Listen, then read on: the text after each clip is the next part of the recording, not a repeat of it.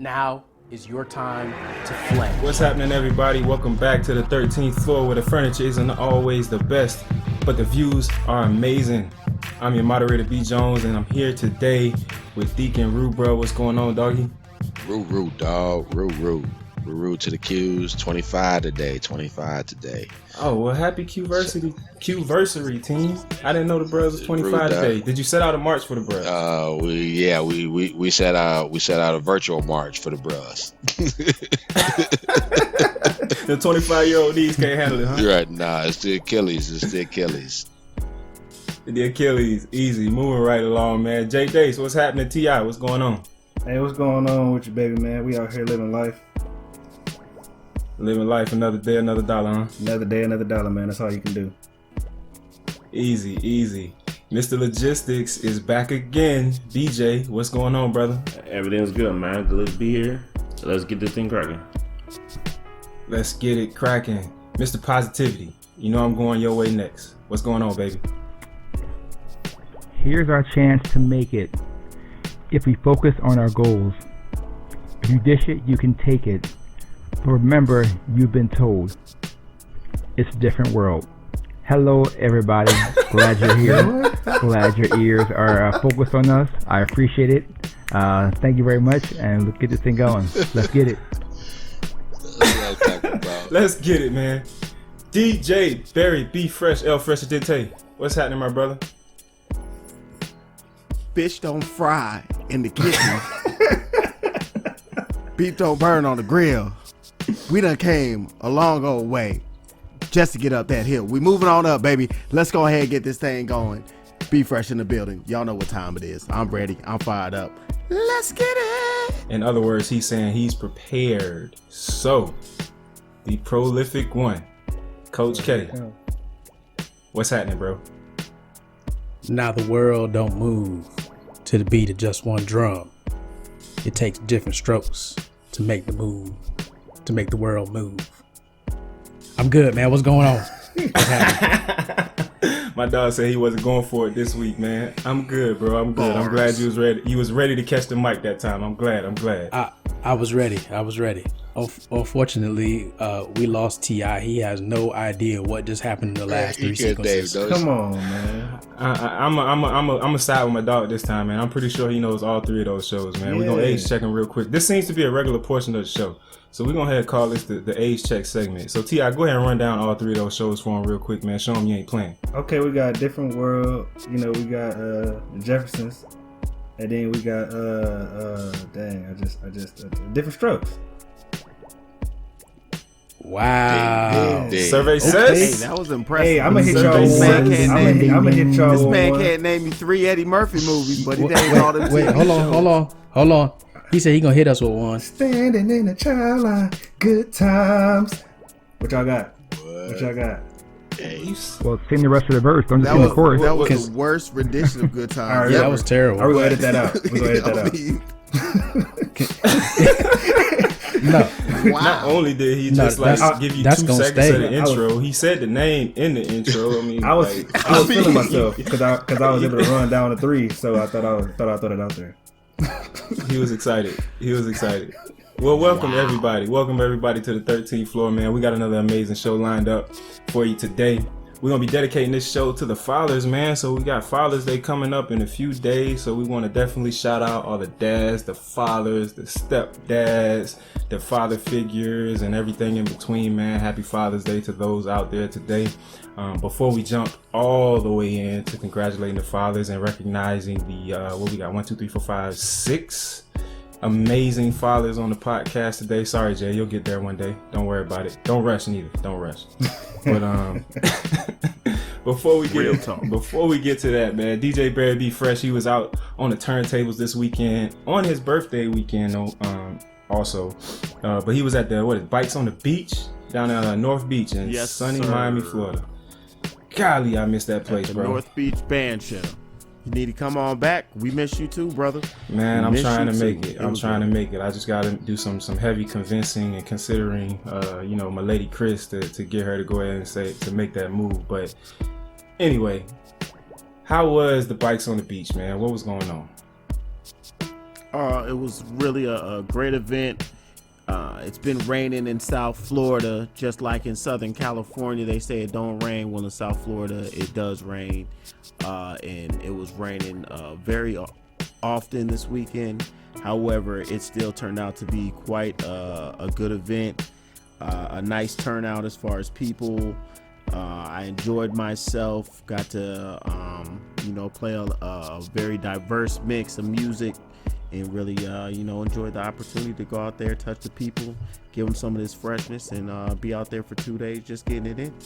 I bet you did enjoy yourself, sir. So for all of those who might be like first-time listeners or weren't or may have not listened to the last podcast, I was giving DJ Barry B Fresh a hard time last week, man, because we all know that DJs be up there spinning records and having a great time, but it can't be as stressful as he make it seem. But I was just giving him a hard time, man. But he's supposed to go ahead and come at me and dispel this myth that the DJs are just up there, drinking the mixed drinks and enjoying the scenery, spinning as those they spinning tunes. While they spinning those tunes. Spinning those tunes, baby. Give us a little bit more insight, man. Give us a little bit more insight of what goes into playing these sets and doing the DJ thing, bro. Any good listener who has been in tune with the podcast will recall me talking about, preparation by way of possible, viral videos and really what goes into a lot of the things that people might assume are just very natural and easy or a viral activity or video. And so the same thing is applicable with DJing, where there's a lot of preparation, playlist preparation, trying to anticipate and understand what the crowd might look like or might want to hear, but then also wanting to be able to put your own footprint or stamp on the event to be able to stand out and make it something that is yours and that it's not really that it's memorable. I always set out to make sure that whatever set I go and play, that it's something that they'll be able to, whenever they see me or talk to me or hear my name, that they're going to be like, oh man, that guy's crazy. He was it was an amazing time listening to him or being at an event with him. So yeah, it's not just sitting up there drinking drinks, looking at the crowd and females that may be on stage and just sitting back. There is a lot of preparation. There's a lot of stress and fatigue that goes into being at an event, standing up for 4, 5, 6, 7, 8 hours, sweating your like crazy, sometimes not getting water or hydrated. Alcoholic beverages are not as hydrating as just water is. So there's a lot of complications that can go into the dynamic of being able to put on a strong set or performance for the people. Yeah, and it's so as he said, it's preparation. And when he says preparation, it's not just starting to prepare when you find out you have a gig, but you're constantly practicing your craft, and you're always playing and trying to figure out new things to do with the music, how you can juggle beats, how you can do this, how you can do that. Otherwise, you just become DJ Press and Play, which I think there's a DJ out there named that. Shame on you for being named Press and Play, but we'll leave you alone. But in addition to that, there's just a responsibility of always having to organize your music, having to download new music. You always have to stay in tune with what's hot, and you got to be one step ahead, because feeling that pulse. Somebody's going to understand. Yep, it's feeling that pulse. There's a very hard decision of being able to understand what is something that is cool to you versus something that really is resonating with the people at that moment, and being able to even decipher between the lines of something that is corny and relevant versus something that's like, hey, it's relevant and cool. And being able to put those things together, it's no different than creating a masterpiece. You can't just use any paint. You can't just, lay down any brushstroke. There are different styles and different ways to accomplish things, but the mastery and the craft that it takes to make sure that everything comes together in that perfect just harmony is not simple by any means. And then a true DJ, when you are done, you're exhausted because you actually have to plug into the emotional meter of the audience, of the crowd.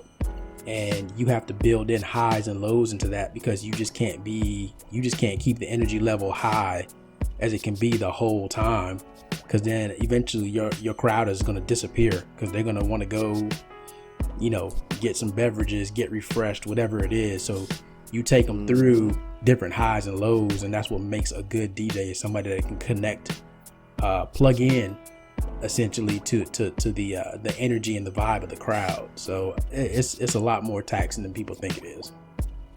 Yeah, man, I think that's fair, man, especially the preparation part of it, man. I hated when I was in college, man, and we would get the DJs for the parties that we were throwing, and I got to send them, songs or a list of songs, like, make sure you got this, make sure you got that. And that became a routine for me because we had one specific DJ that we use all the time because he was affordable and he brought a certain crowd with him. But we let him do one party and it was like, dog, you didn't play this song, you didn't play this song, like, I need you to tighten up. He was bringing us the money, but after that, it's like I had to do all of the work and make sure that he had these things. So it's like, that preparation is definitely important. So I want to ask you, how much of your DJing is like organic when you on the stage or on the set versus, you having like, I'm gonna mix it or I'm gonna play this set mixed to, get the crowd going? Like, how much of it do you like kind of go on the fly versus have 100%? 100% of my set is organic. 100% of my set is based off the feeling and the vibe of what's going on. I can sit mentally and try to, kind of playlist. I create playlists that can take me, in different directions as I feel that energy. But as far as, a direct, hey, I'm going to play this song and this song and this song and this song, like have 20 songs already lined up, that doesn't happen. Because I never know what that energy is going to be. I'm always constantly surprised with what people request or what people are vibing with, especially in an open format like this weekend was, that I was able to just, play things from trap music to country music and be able to see, oh, wow, I'm playing this, off-kilter soul song that I didn't think a lot of people really knew, but I see some heads nodding. Okay, let me play a couple more soul songs. Or maybe it's, let me play a couple more of these rock and roll songs. And I didn't realize that this group of, dudes that I assume were thugs were, rocking out. And so it's being able to see, feel, and really base it organically off of what's going on. And I think that's what the good DJs do. And that's why I think a lot of DJs fail, especially, going out. Now you get a lot of these DJs who, it seems just like Carol said, it's like an iPod playlist where, they're not even mixing songs in and out. It's just pretty much fading from one song to the next where, hey, I can do the same thing with my iPod. I want to feel energy. I want to be taken on a journey. I pride myself on, having people listen to my mixes or be in the room while I'm, at a performance and feel like, damn, I went on a journey that I didn't expect to hear, 50% of what you played. You just totally took me on a journey. Yeah, man, I think that's a big thing with DJ Barry B. Fresh, man, how eclectic he is. If you go to his SoundCloud, man, DJ Barry B. Fresh, and check out some of the mixes, man, like, it really does take you on a journey. It is really a wave ride. I mean, I remember listening to a mix, and I think it was before Drake's most recent CD came out, More Life. But there's a song on there that you got, I think it's from Passion Fruit.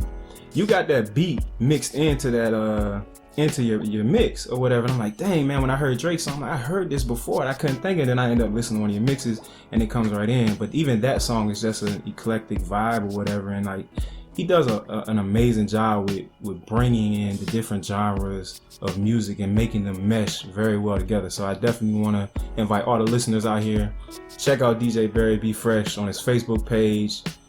hit him up on the SoundCloud, man. Get some of the mixes in, and then get him for some bookings, man. Like the Bikes on the Beach was a phenomenal event.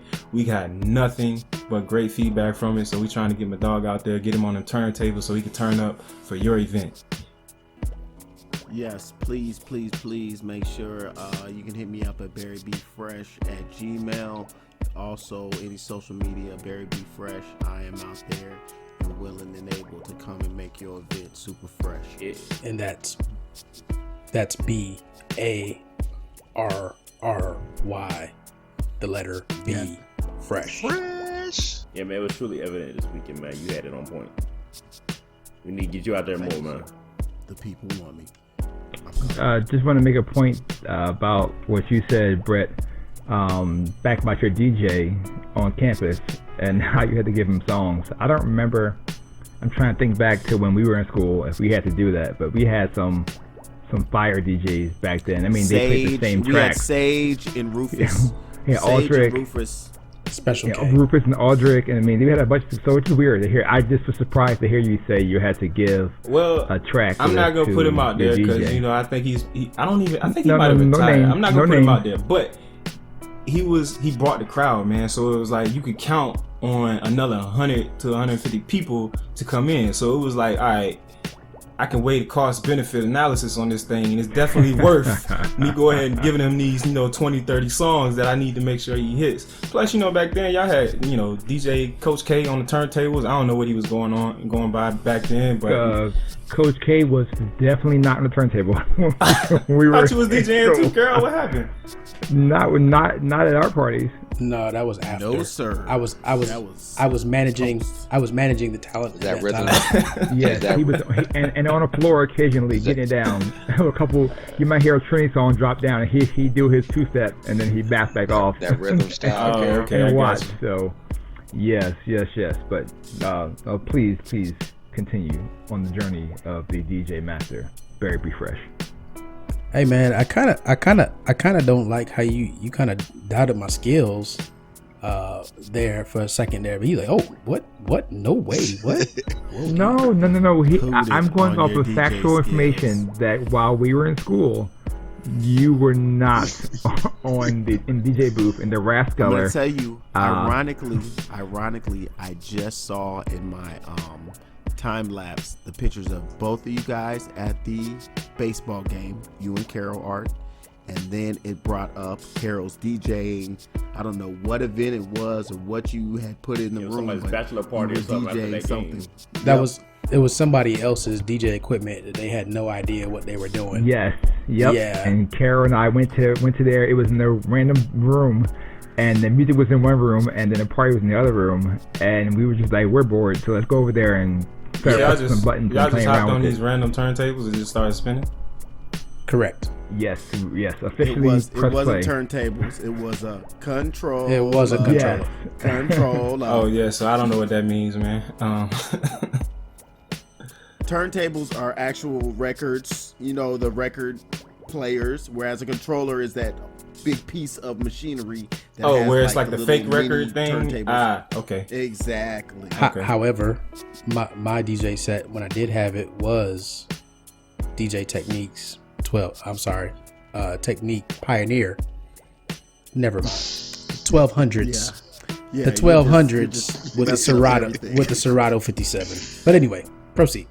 Proceed, man. Yeah, we're That gonna man was move. carrying crates. He was carrying crates. That's what he's trying to tell you. Wiki. Oh, okay, that's what that means. There we go. Nah, he still had Serato. He still had that Yeezy in his Serato. He was on Serato. He just was on records. Correct. Easy. So switching directions a lot of it. We want to get into, man, this Father's Day gig, man. I got like I said, 6 amazing fathers on here, man. And when the topic came up, we talked about the I don't know if it's necessarily struggles that us as like black fathers may go through, some of the myths that are out there about us, but I think us on the podcast, we do a great job of dispelling those myths as far as society is concerned. But we definitely want to talk a little bit about that, just because I think we do a great job not only with our kids but with the kids that we impact on the outer level. So like I was at one point really influential and mentoring programs. I know Mike D had his with the Panache 5. Carol has had, and y'all two actually worked together on one. So just those father figure types, that's really important, and we definitely want to talk a little bit about that, as well as how it was with us growing up and how the father figures made and kind of molded us. So I'm gonna throw it to Carol first, as always, to go ahead and jump in on trying to talk a little bit about the role of a father, and dispelling some of those myths that we are commonly spread about. Well, for one, I want to start out by saying I think there are myths out there about fathers in general. However, us being black males, there's a whole nother level of myths out there about us being missing and not being present. And as you just heard, 6 out of the 7 males on this podcast episode, we're all fathers that are present in the lives of our children. We see them every day and night. And that's, you can't just say that we're an anomaly because we didn't plan this by saying, okay, only if you're a father can you be part of this group. It just so happens that that's what it is. And majority of our friends are the same way. They are all fathers that are active in the lives of their children. So, I think it's a myth, and a lot of times the challenges of our community are blamed on the absentee father, are blamed on the broken family. And I just think that unfortunately we just don't get the coverage that we deserve. Even people like star athletes that are out there like LeBron James and Steph Curry, you don't hear them talking about these guys and what great fathers they are. You don't hear them talking about Jay-Z and what a great father he is to Blue. So you almost have to wonder if it's calculated by the media and by the press that we just don't get that type of coverage. Yeah, man, I think that's a very, very important point, man. Not to say that it's all myth, because there are some of us who don't take care of our responsibilities. Let's just call a spade a spade. However, we don't get highlighted, the ones who do. You don't get highlighted enough, the systems or the hoops that some of the fathers who want to take care of their children but just don't end up, staying together with the mother. The hoops and the systems that you have to deal with, it's crazy. But it's all, as you said, I think it's some type of ploy to a certain degree, when you talk about what is highlighted, because there's a lot of good fathers out there. There's a lot of people who pour into their kids on a regular basis that just don't get highlighted. And not to say any of them, like you did well by highlighting some of the entertainers, but just your regular, everyday average male that, is picking his kid up from daycare or school every day, that is putting his child on the bus, that is teaching his son those hard lessons. I mean, we definitely want to highlight them and give them this opportunity, man, or give them this platform, because I don't think that it's done enough on a regular basis. Agreed. I often think that it's to a point where it's such a disparity between the two that those that do it don't talk about it. And you have to hear from the wives, but kind of between the husbands and the wives and the families, it doesn't hit the social media, and it's not sexy. I mean, for a family to be taking care of each other, there's no news there. They want to talk about the broken home, the guy that's beating his wife, the athlete that's stepping out, going off, cheating on his wife. I mean, the majority of males, if desired, would want to spend time with their children, even if they're not with the woman. They still want to be role models for their kids, be it daughters or sons. And it's sad that people don't see it that way.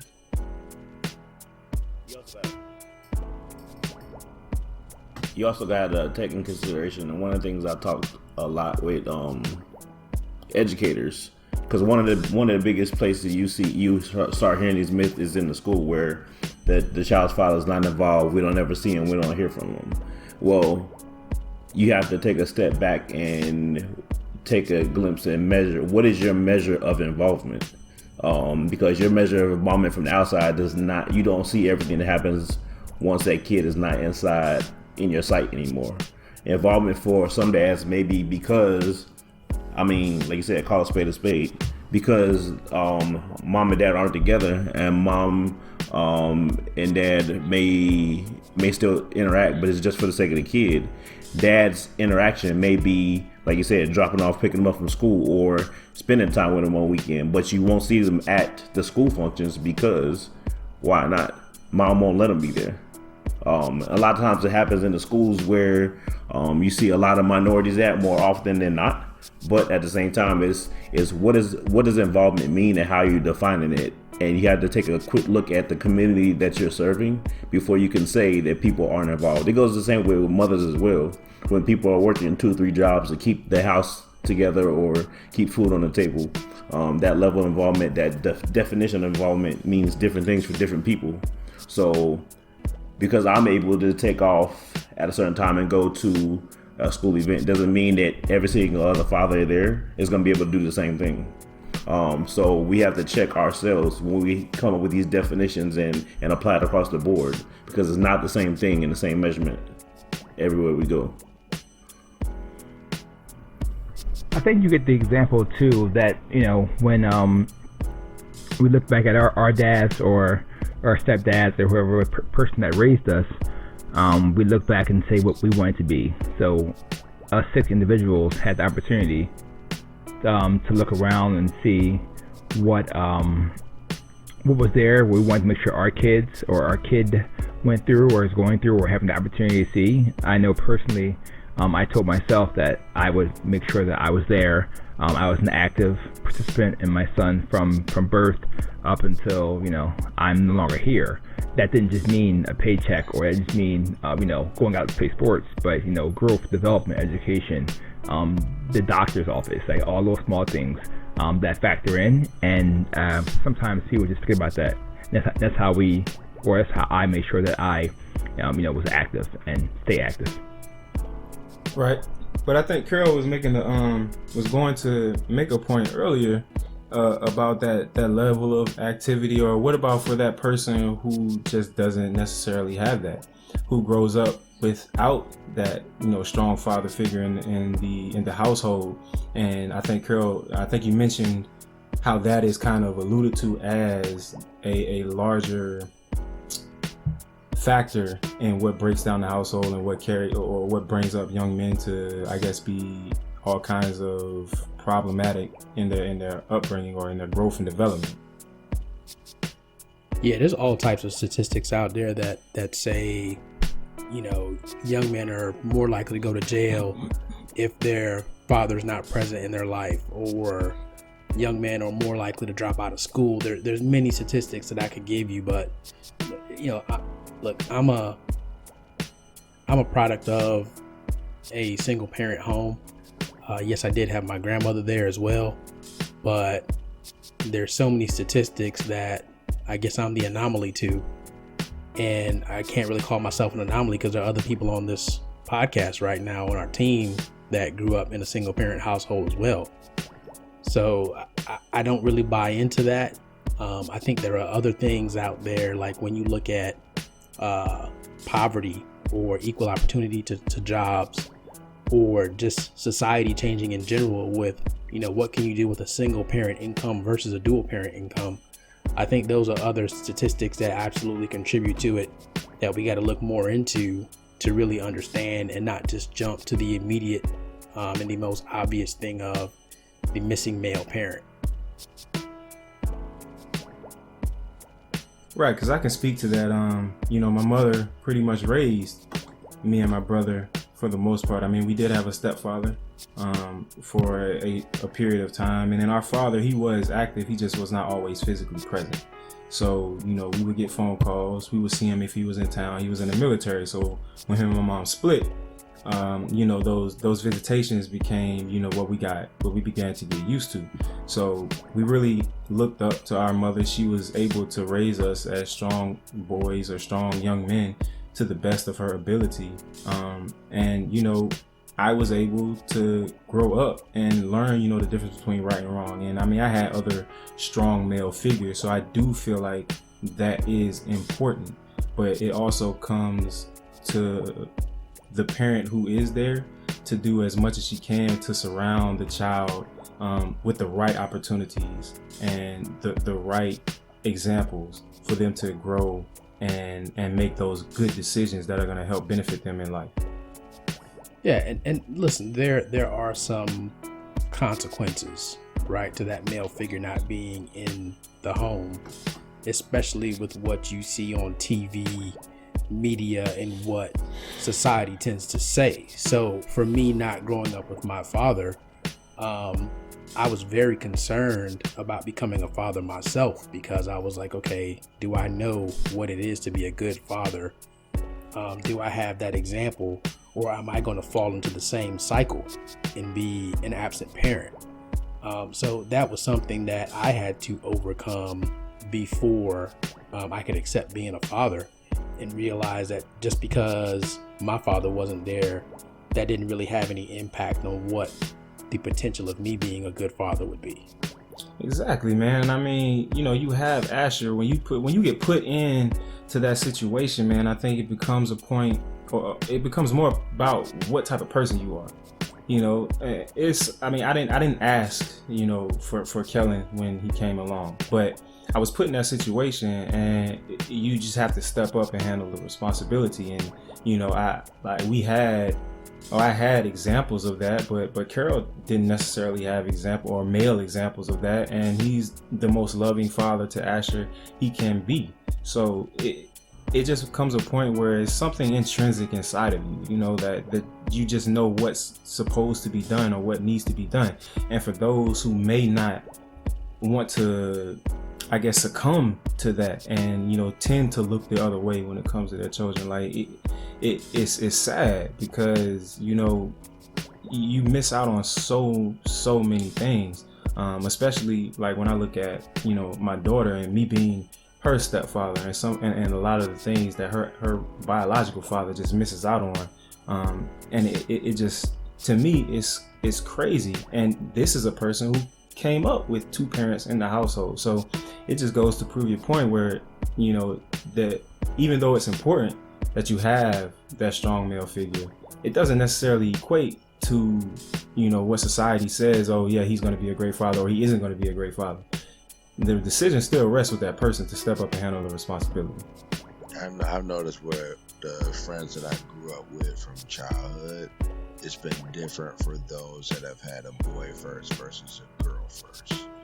So those that have had a girl first have gone through, I won't say a process, but it's like a way that you kind of think through, I got a girl, and it's a different understanding of how they grow up. So they tend to spend more time with the girl for the reasons of understanding what it was like to grow up through adolescence as a boy, but also trying to understand them. Those that had the boy first have kind of take the assumption that this is my little guy, so I already know how he's going to behave. So there's that tendency to, I won't say break away, but to feel a little bit more comfortable in the relationship. So they're not as engaged from the beginning. It's almost like they wait until he's old enough to walk and talk before they start truly getting engaged, whereas those that had the girl are dealing with her as an infant, you changing the diaper, you warming up the formula. It's been interesting just to see the dynamics between the two. Right, and that brings me to, you know, a question I had. I actually wanted to ask this question on the last podcast, but while Fresh was talking about the dynamics, you know, with him and his daughter, and, you know, her biological father, and I'm in a similar situation where, you know, I have my stepdaughter, and, you know, she has her father, but then there's that dynamic that we have to kind of work through. Well, I really don't have to work through it because he's not as active as a father should be. But Fresh, I wanted to get your take on it to see, you know, how you kind of work through that dynamic and handle it with your daughter and the biological father being that stepdad. I find, similar to you, he's not as active as I would assume I would be with my child.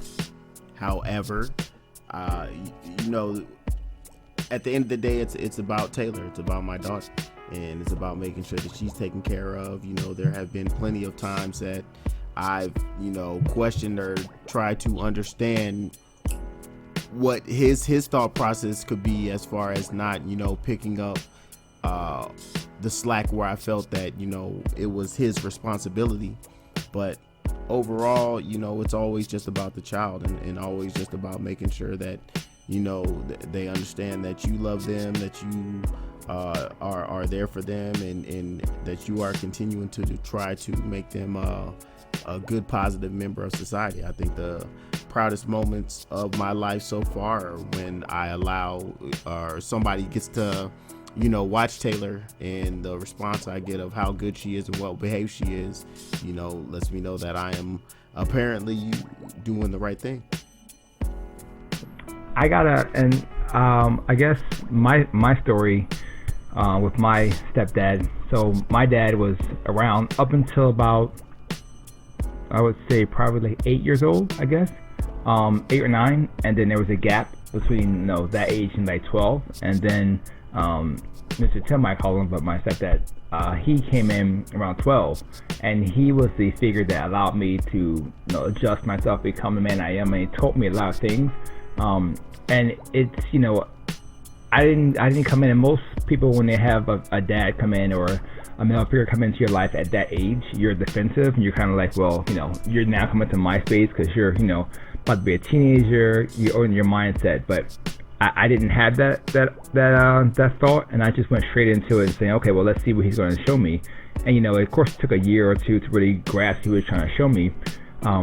But his leadership and his dedication to me, even though I wasn't his son, he had 2 other kids. But the fact that he was able to come in and just mentor me and show me the right ways of how a dad should look and how that should be. And he has 2 children from 2 different women, and, you know, they've broken up, so forth. But, you know, that didn't matter, because my mom and him, he told my mom that he was going to make me a man, and that she had to allow him as a man to make me a man. And I think that's the part is missing, that people come in as stepfathers. Sometimes they don't step up. They just kind of play the back role as a dad, a dad or you know, a father figure, but not really play the role. And then you have those dads, you know, that step up to the game, and then you see the results from them. So it really depends on the person and who the mother allows to take the role. So just as much as it is the male and the father figure, moms have to allow the man to be a man and teach the boy how to be a man. You said that right, because there's a lot of times where the mother is defensive and will not allow that, and that just makes it harder for that, first of all, for that male figure to be that. When, and it doesn't have to be about discipline. I know we talked about that last time, but it just has to be about part of allowing that to take that head of the household role and be a role model for what that child needs. Now, if he's stepping up to the plate. Now, if he's not doing that, then, I mean, you have the right not to allow that to happen, though. And I can't speak on the female aspect, because that would be Ian, and Ian would be the expert at that. But as a young boy growing up to be a man, he showed me the example. So I was able to see, like, for example, how we treated my mom, and that I was able to move forward now and treat my wife with those things. But if the husband or the father figure is not showing the respect and showing the way that a man should treat the woman, then how are you expecting that man to grow up and treat his kids? Because that all factors into your psychology, your mindset of how you treat your youngins. And, you know, it's so funny that you say that, because the movie that comes to mind is Baby Boy, and Ving Rhames' character, Melvin, not really being a father figure to Jody, but in the end being a father figure to Jody, by kind of sending him in a certain direction to help him avoid the life that he got into. Exactly. But then not only that, he saw how he also treated his mom, and then that kind of affected how he treated, I can't remember Taraji's character name, Yvette maybe. But yeah, you know, so, but you bring up something that I want to go back to, and that's the female involvement in that situation, because at times what's difficult for us as males to navigate, and I'm kind of getting outside of the father thing, but when something goes wrong, unfortunately, females will always go for the jugular. The first thing they're going to tell you is that you're not even a good father. Or they'll mention something to you about the relationship with your kids. And man, that is, yeah, right? That is so biting, and it immediate, like, shut down, push away, like, well, if you don't even appreciate what I do, you know, why am I even here? And unfortunately, it's just a breakdown in communication, and we don't necessarily always know how to work through that. And that's part of being a man, part of being a father. You have to be able to work through that as well when it comes to kids, because you're not always going to agree on what's best for your kids. And unfortunately, that tactic comes up, you know, with that you're not even a good father. Why are you even giving input right now? Yeah, man, I think that just comes with the territory and some co-parenting like relationships. Like you said, you're not always going to agree.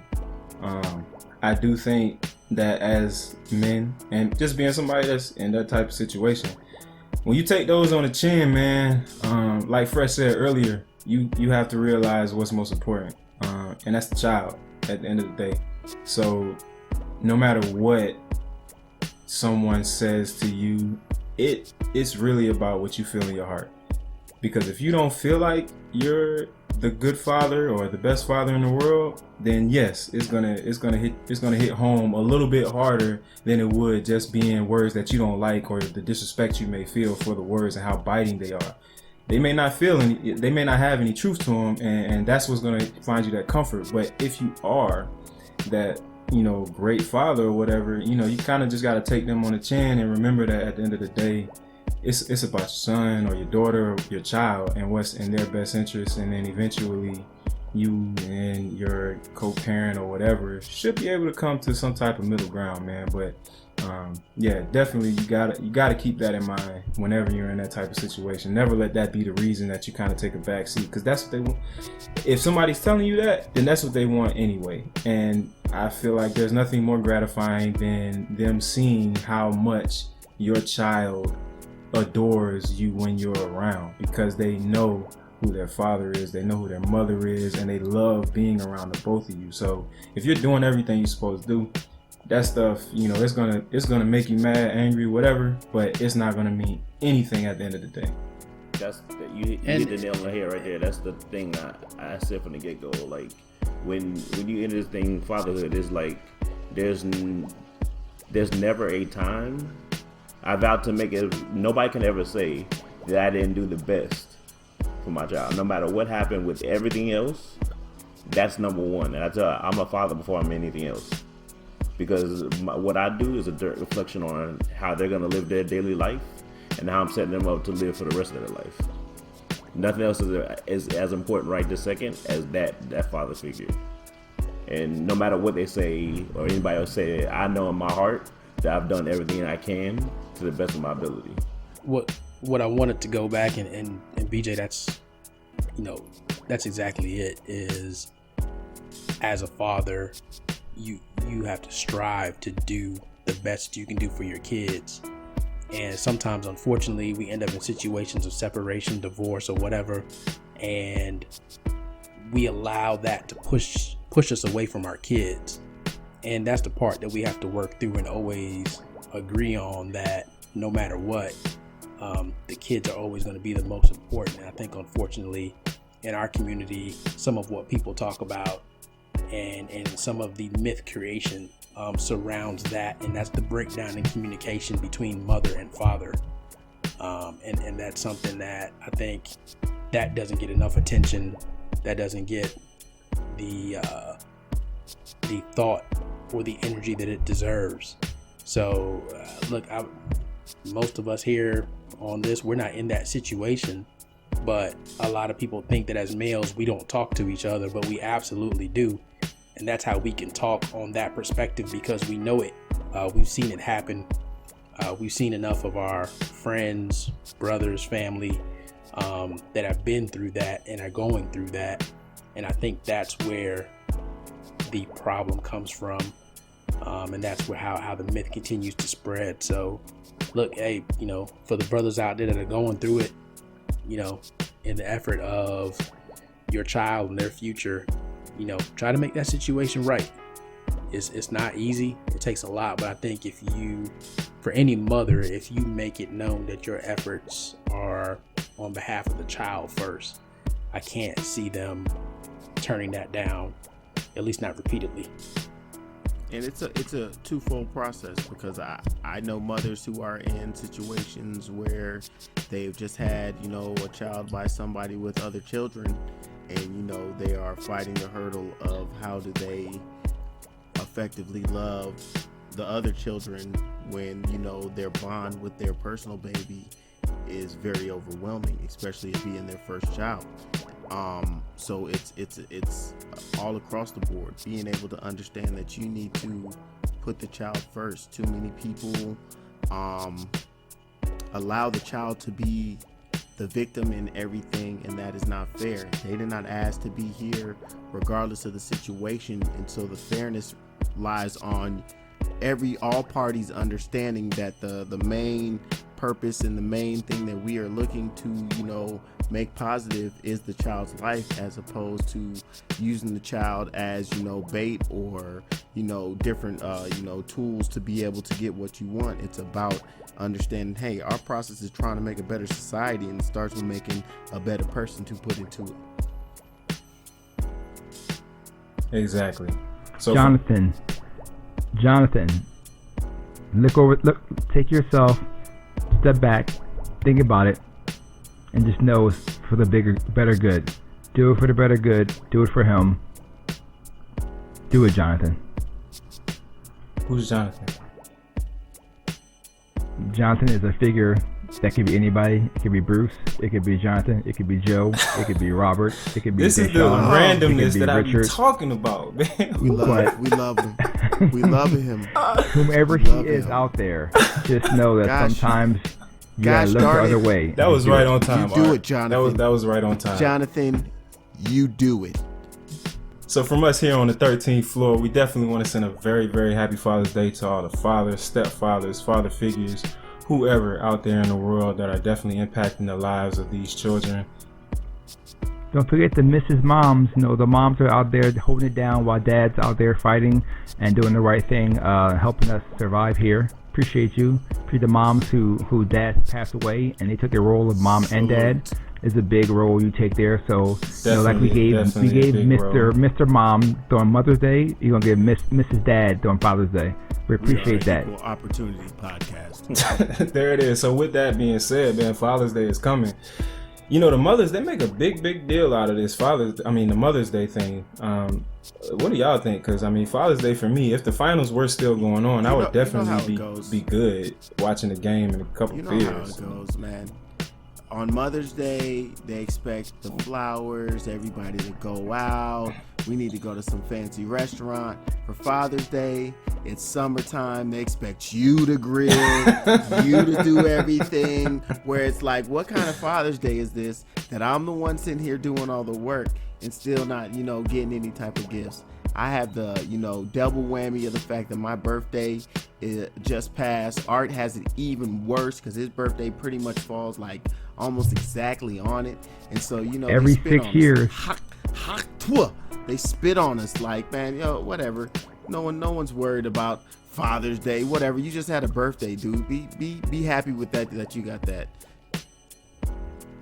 He just burped on the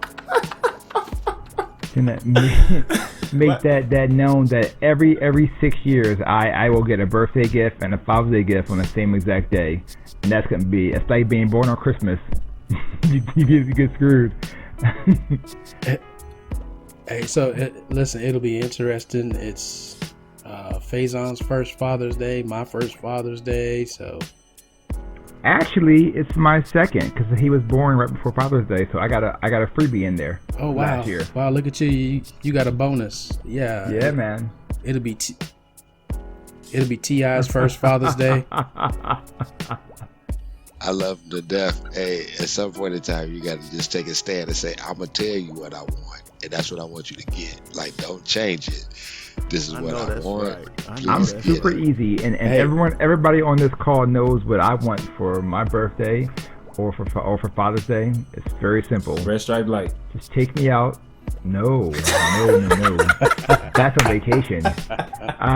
Just take me to a theme park somewhere and let me do my thing. Just take me a theme park, Six Flags, wherever you want to go, Hershey Park, I don't care. Take me there, give me a fast pass, I'm good to go. And I'll even buy a season pass. You just gotta take me there and give me a fast pass. Hey T, I don't think we let you off the hook, bro, because you definitely didn't dispute the Carol saying Happy Father's Day. So you could have let the team know, man. You ain't have to surprise us on the podcast like Art did me a couple podcasts ago when I found out he had the second one on the way. You see how he didn't even turn his mic down to be like, yeah. Why your mic so low? The people want to hear your voice. I'm over here trying to figure out the rest of the theme song, The Good Time. So I don't know. So priorities, exactly. Man been over here Googling the lyrics. So I ain't thinking about no babies right now, man. You know what I mean? I'm playing catch up. Hey, the good thing about it, like I said, and Mike can probably jump in, I'm not sure. Like, over the years, the best thing, though, is that at this point in time, it's not even about what my wife is going to say. It's the kids. Like, you can hear him, over Daddy for Father's Day. Well, what we going to do? Well, I don't know. What does he want? Well, you ask him what he want. No, you ask him what he wants. So, I mean, it's not about what I want or what I get. Cool. It's really just because I walk in the room one day and then Madison was doing something and all of a sudden she was and like, "Hi, Daddy." Like, that's cute. That's good so stuff. That right there is love that. And I can't wait for Carol and Art and everybody else, like, when they get older to experience all that. Because when you're younger, it's like, yeah, you get something from mommy who buys something for them. But as they get older, they start doing something in school and bring it. When school is over, that's the second thing about Father's Day. They always do something big in school and make an art craft project in church or something for mothers. You're right, man. But school's over for Father's Day, so. We get I've been living off the daycare groove for the last 4 years because daycare would hook you up, but once they get in regular school, is that once they had the creativity, man, and they start doing stuff on their own, that's when it really hits. I still got stuff the kids created years ago, and Junior probably don't even know I still got it. I'm not sentimental like that, but there's certain things that you're just gonna hold on to, and you'll find yourself cherishing those things. Yeah, I agree. I got a couple buckets, a couple plastic buckets. And just got stuff that eventually it gets to be individual. So like when they're younger, it's like because I got the 3, so it's like one thing from the 3 of them, and then eventually you get one from each kid, and they kind of put some thought into it. They figure out their own way to try and figure out what you want and how you want it. And then as they get older, they start to learn your likes and your dislikes. They learn your teams. They learn your favorite colors, your favorite meals. I agree with BJ. As they get older, it gets fun. It's still crazy. Hey, but do they still give out or still make the macaroni cards? No, they do. I got one last year.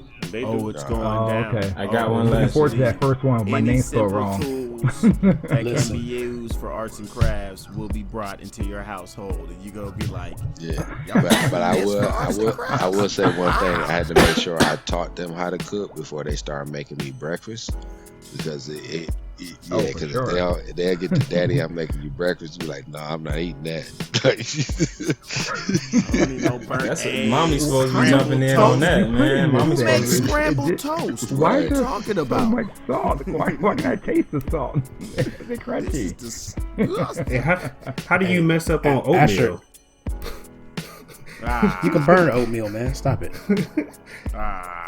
Go back to finding out from old girl who she told and why we know that you got a kid on the way. Oh, that's the second time, man. It must be true. We're still on that page?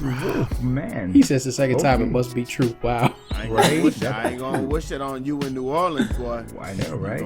Hey, it's gonna be a cold trip to New Orleans. Hey, down. I guess you were a hot boy while you were in New Orleans. Hey, did it, Do it, baby, shake it. Do it, baby, shake it, baby. Do it, baby, shake Hey, it. how we doing on time? Like, what? How long this podcast? We got just long enough to talk about you about to be a baby daddy. Hey, Carol, man, we're going to go to you so we can close this thing on out, man. What you got? I just want to take this moment to share with everybody a little bit of my story. It's part of my story that I left out during my biocast. I never really got into my biological father. You guys have heard me reference it several times over several podcasts, but my mother and my biological father separated when I was very young. I was still a baby. So my actual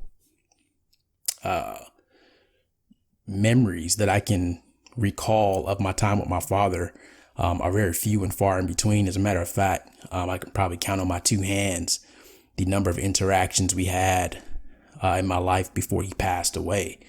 And unfortunately, when we were trying to mend that and trying to establish a relationship, that's right around the time where I got divorced, and that kind of closed that window, and I never got a chance to revisit it because my biological father passed away shortly thereafter. I'm a father now, but I can tell you that I was never actively trying to become a father. My wife and I had discussion about it back and forth, and eventually it just so happened that I became a father just a little less than a year ago.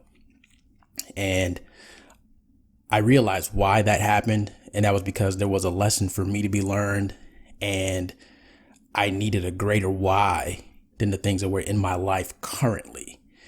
And because I now have Asher, my son, I work a little bit harder to get to that next level, to get to that level that I wasn't able to prior to having Asher and my son being born.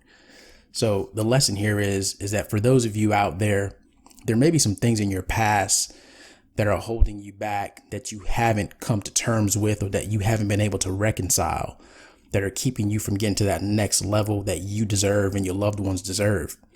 Challenge yourself to identify what those things are, because you may not even know it. For a long time, I always said I never wanted kids. I'm good. No, I don't want kids. You can ask anybody and they would tell you that this is true.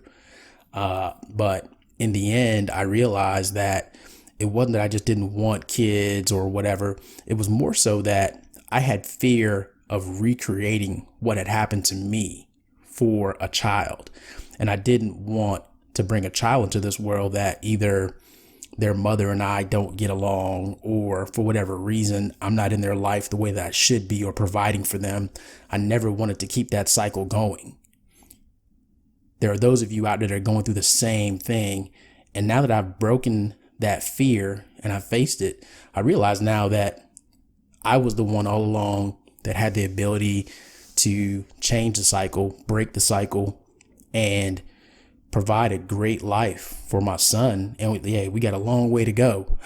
I'm not like some of the other guys that, they have people graduating high school. I'm basically just starting out. But so far, the way that his life is going is not parallel to mine. It's on a greater level. And that's something that I'm always going to challenge myself to maintain. But there are those of you out there that you're scared to do it, or you have an opportunity to reconcile that past relationship.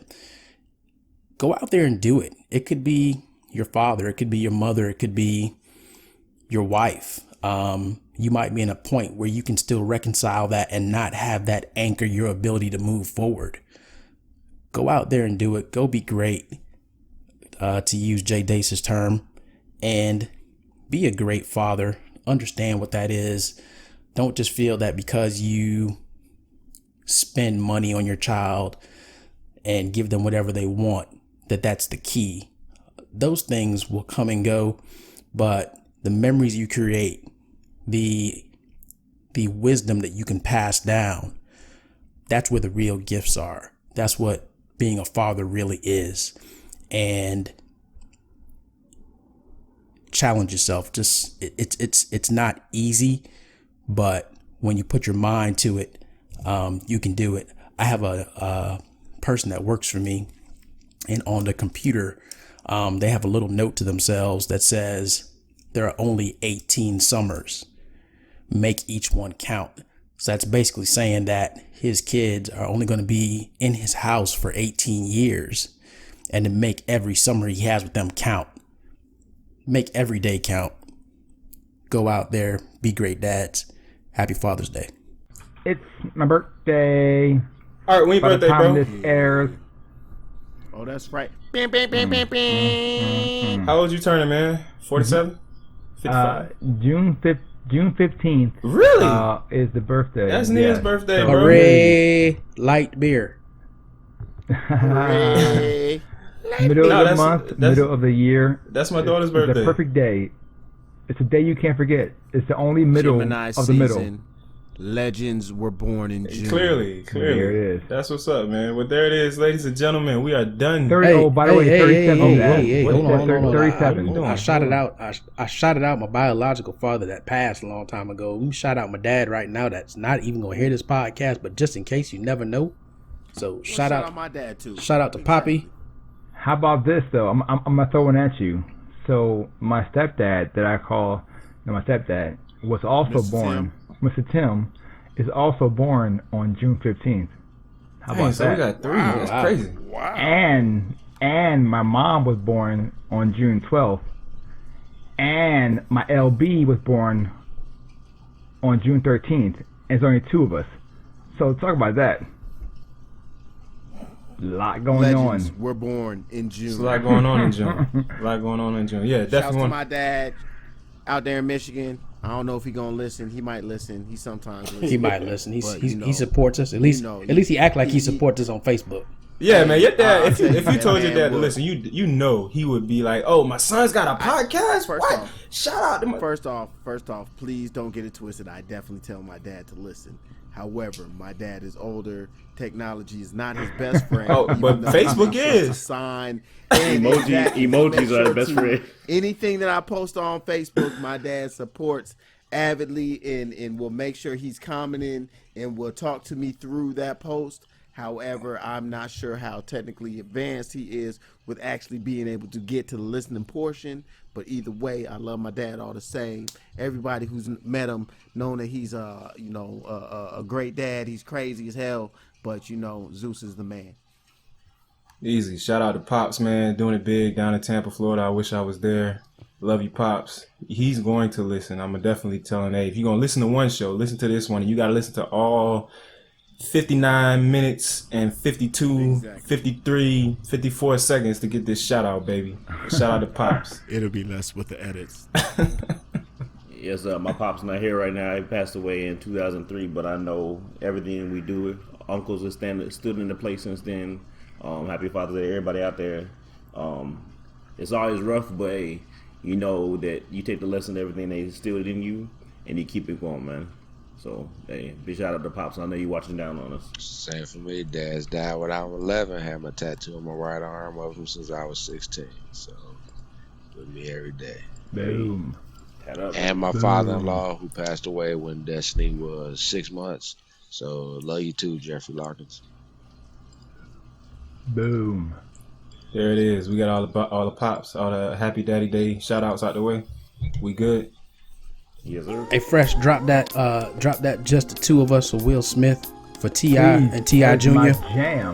T.I. Jr. Just the 2 All right. of us. You got to drop that Will Smith version. Yeah, that's the group Yeah, that's what I version. said. The Will Smith. What? Yeah. Yeah. Joint with That is Mini my B in it. Jam. Just the 2 of us. Ooh. There it is, ladies and gentlemen. We getting I'm out of searching here right now. We done here on the 13th floor where the furniture isn't always the best, but the views are amazing. Are amazing. Just the 7 of Daddy us. Oh. Now get a zing. Kicking it in the sky. It's just the 7 of us. Oh. Brett, DJ Root, Carol. And T.I. I'm not that baby's daddy.